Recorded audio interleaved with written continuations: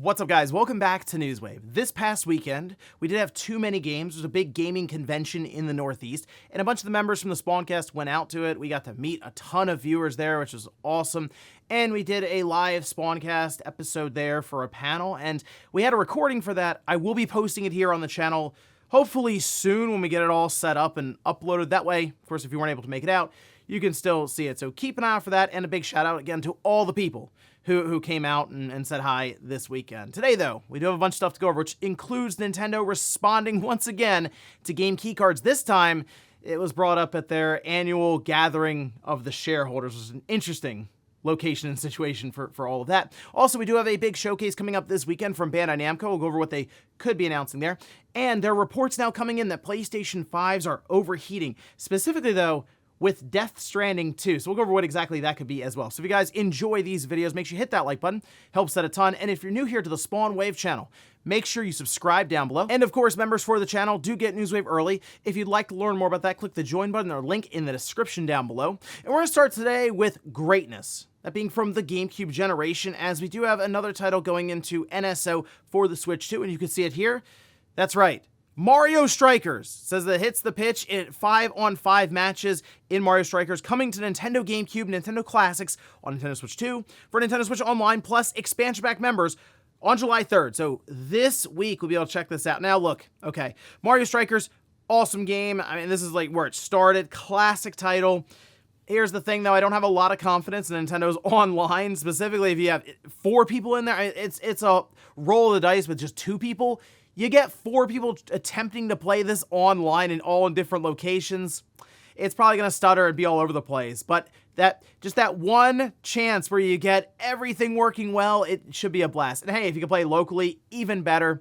But this game is a ton of fun. Even just back in the day when 4 of us would pick up controllers on the GameCube around a CRT and we'd play against just a legendary computer, that alone, those passes, slow motion, powerful shots, the random goal that just happens out of nowhere, it was a lot of fun. So make sure you check it out, especially if you have NSO, because why not? But definitely, I think one of the better or just more fun Mario sports games that you can just kind of play all on the same team with your friends. Also, it looks like we should be getting an update around WWE 2K25 for the Switch 2, as this tweet was made. This is from the official WWE 2K25 account. It says, "You never know when the next match will begin. Be ready to throw down anytime, anywhere. 2K25 announcement coming soon." And then at the end, they have the like the Switch animation and stuff with the 2K25 logo. So yeah, we should be seeing that Switch 2 announcement this week, and I guess gameplay. That's the thing, after the last one we had, which was 2K18, terrible version of the game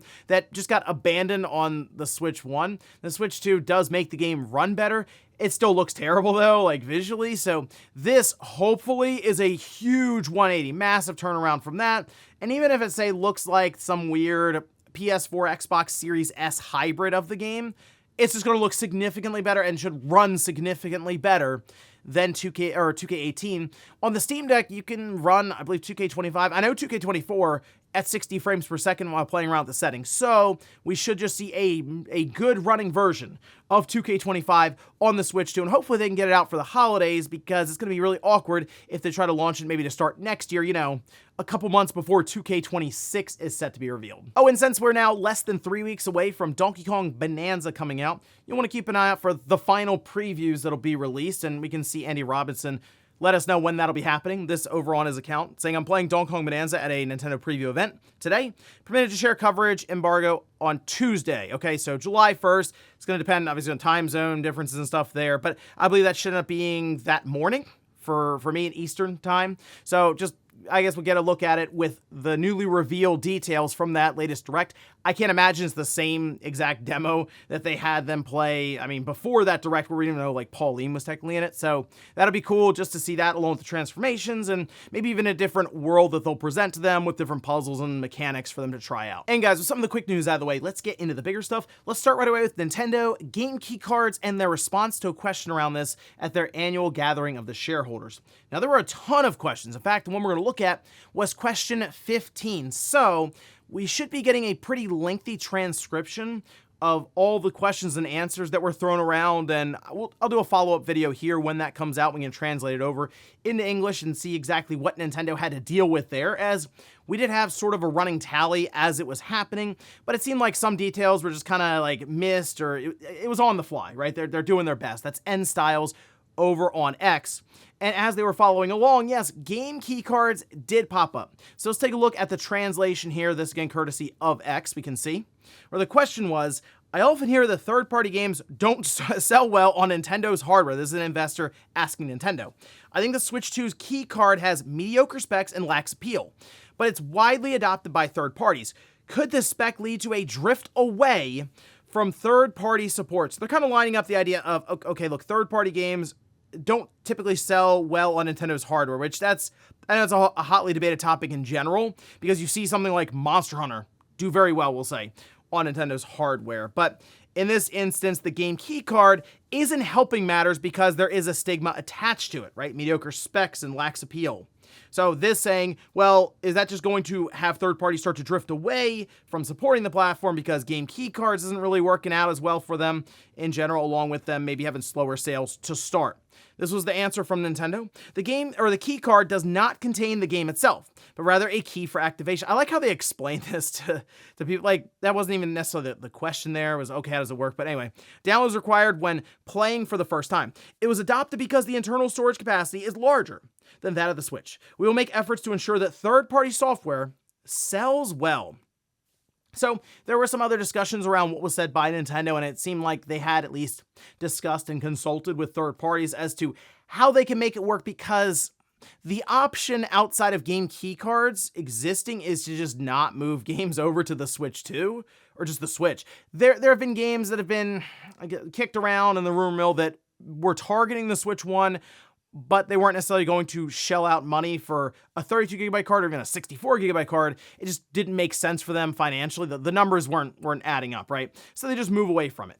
The game key card is legitimately there for third parties because that's kind of what they want, a way to get their software on the Switch 2 without shelling out for all they have apparently is 64GB cards and then game key cards. So with no game key card, they would just have 64GB cartridges. And we've heard some costs in the neighborhood of $13, $16, somewhere in there.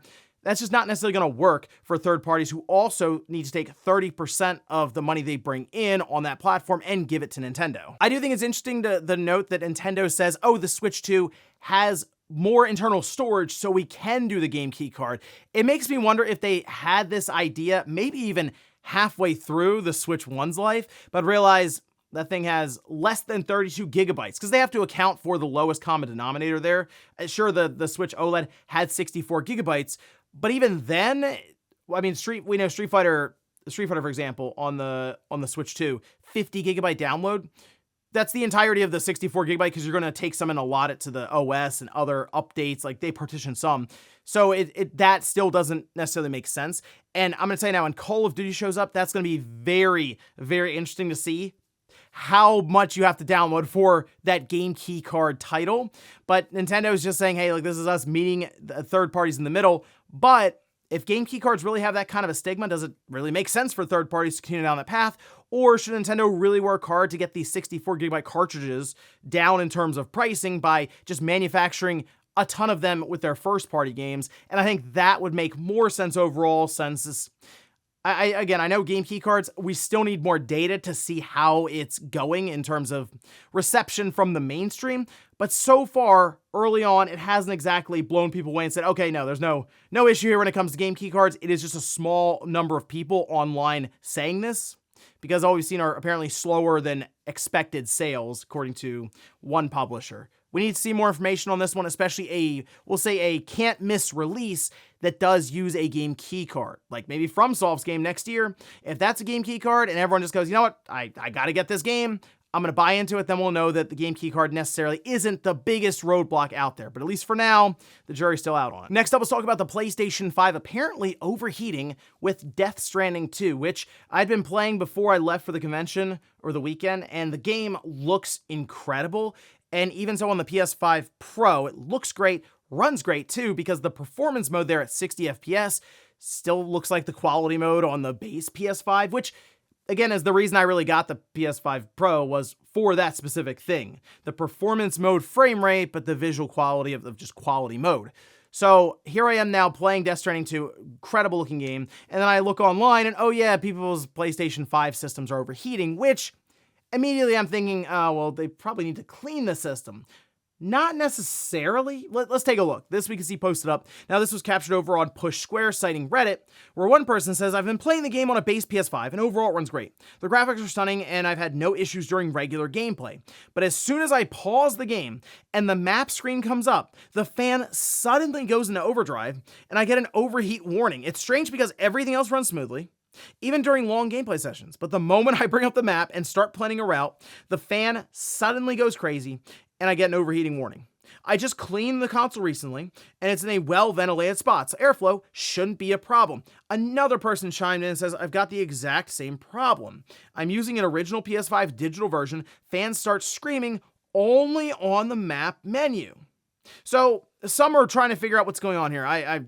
For example, Push Square seems to theorize could be a memory leak, for example, as I'm also seeing that here, mentioned that maybe there's issues when it comes to just bugs in the game that's causing the PS5 to actually overheat on the map screen. It's one thing if you start playing the game and you hear the system ramping up slowly as you're playing, and it's, has all the best looking visuals ever. You're like, okay, the system's working really hard, and it's just clogged full of like dust and dirt, and it can't get airflow through. Yeah, it's gonna overheat.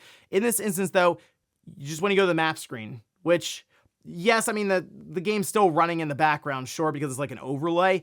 However, you wouldn't expect that to be the thing that kicks it up into high gear and starts overheating. So it does sound more like on the side of it being some kind of issue in the game itself, as opposed to these systems just being clogged full of dust and needs to be cleaned. So they're apparently going to be, a lot of these people are saying, oh, we're going to send in bug reports and stuff as the system crashes, which when a game crashes, it'll say, hey, do you want to send this information out for diagnostics and stuff? And it just helps improve the game and stuff. So maybe as we go along, we'll see some sort of patch that can address this. And also, let me know down in the comments if you're someone playing Death Stranding 2 right now and you're having the same issue where for some reason, everything's fine when you're playing the game. Long draw distances, incredible looking visuals, but as soon as you bring up the map, the system starts overheating and spinning the fan like crazy. Next up, let's talk about a big showcase for this week from a third party, that being Bandai Namco. Now, their showcase will be taking place July 2nd at 3 p.m. Eastern Time. There is a teaser trailer, and it looks like Gamatsu just sort of like posted the press release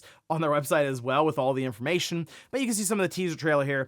And in this trailer, they seem to point to Code Vein 2, The Blood of Dawnwalker, Death Note Killer Within, Everybody's Golf Hotshots, Little Nightmares 3, Patapon 1+2 Replay, Shadow Labyrinth, Super Robot Wars Y, and Tekken 8. Now, along with that, of course, Bandai Namco has sort of already talked about at least one Switch 2 game, that being Elden Ring, and maybe it gets a release date here for that platform. Dragon Ball Sparking Zeroes, we're kind of expecting them to have an announcement for that at some point for the Switch 2. Maybe that's also here. And then along with all of this stuff, I mean, most likely there's going to be a Tales game, you assume. And while they have talked about remastering a bunch of older Tales games, and that makes sense, right? Like, that's kind of what they've done a lot already. But they've wanted to do Tales game announcements like every year just about. So it seems like they're set up nicely here to do either a brand new Tales game or just a remaster, move it up to modern platforms, frame rate, resolution and stuff, hopefully be lifted there as well. But along with all of this though, I think Shadow Labyrinth, that's coming up pretty soon. I'm curious on that one to see how it turns out. Just an interesting and different direction for Pac-Man, and then otherwise seeing Elden Ring get its release date, and maybe a bit more for Code Vein 2, and I'm sure some other surprises, so keep an eye out for that one on July 2nd. And in our last bit of news, let's talk about the potential resurgence for light gun games. I had previously talked about a Kickstarter where a company said that they were going to be able to bring it back despite most of us, all of us just about, having our main display be a large flat screen, which doesn't typically work well with any of the older light gun setups that we may have used with our old CRT TVs like infrared, and it would plug in through the yellow, white, and red, like the plugs, and you would use the yellow as a pass-through, and it was a whole setup, but it did work. Now, though, the Kickstarter that I had mentioned previously has exploded past their target. You can see it here. $548,000 of the $48,391 goal. Yeah, over 2,700 backers. They still have 54 days to go here. Now, I was looking at the name, and I'm still, like, unsure. I see AIM in the middle, so I get that, but it's like GAIME, I guess, GAIME. Anyway, it's going to work on just any standard flat screen displays out there, and their description on how they're going to do this, again, sounds almost too good to be true. Say the gun uses their own bespoke technology that utilizes a high-resolution camera and AI in the place of traditional infrared used in light gun games of the past. Now, they do have Time Crisis as a pack-in game. They also mention Point Blank and Steel Gunner series, all these being officially licensed. And they even showed off things like a pedal that would give you that full arcade experience. So it's all there. Like, it's all set up if they can pull this off. The nice thing here is, well, it's been funded enough to where it should come to market, and enough people, like, I guess, have thrown money in here to where videos will pop up eventually about it, or there'll be reviews on websites so we can see if it actually works like they say it does. And if it does, this could be really cool. Again, it could be a resurgence of these light gun games that we kind of thought were just going to be left to the past at this point, or you have to go out and get a big CRT and set it up. I like the idea of having a light gun game that works really, really well, is easy plug and play, and you can play it with a big 65, 77-inch TV right there in the living room, or even just in your game room. So this is cool. I'm going to keep an eye on this one. Again, they still have 54 days before it even completes, and then we'll see how it goes when they get into manufacturing and sending this stuff out, if it's able to actually live up to some of the hype they're putting out there. And before we go to the comment of the day, we'll take a look at the poll that I posted up yesterday, where I ask, have you had any problems with your PS5 overheating? This is kind of what I was expecting it to be. Like 9-1, basically, 90% no, 10% yes. The PS5 is a well-built system overall. The situation they can run into when it comes to overheating, especially if you, let's say, keep your system like pristine, inside where they have the liquid metal, some are starting to notice that there are almost dry spots in between where the die and the heatsink itself touches. And yes, that seems to be something that even Sony have noticed, because I realized after doing a teardown of even like the PS5 Pro or even one of the PS5 Slims, they started to add these ridges, very, very small indents almost, lines around the heatsink part that meets the die. And there you'd have liquid metal kind of pile up. It's a way for them to avoid any of those spots that dry out just from flat contact between the two. So it does exist, but it's nowhere near what it was with even, I would say, the PS4.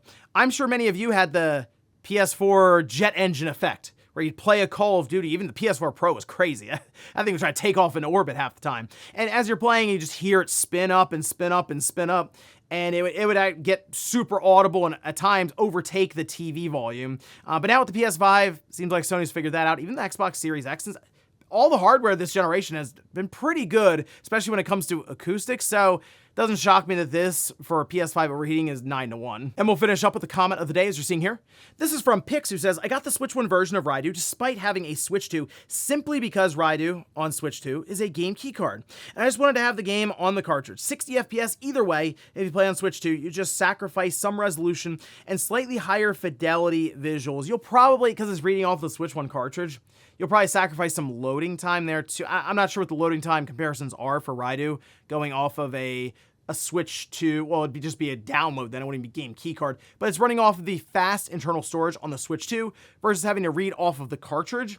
But even so, if it's a few seconds, still, you probably don't really care because it's on the cartridge itself.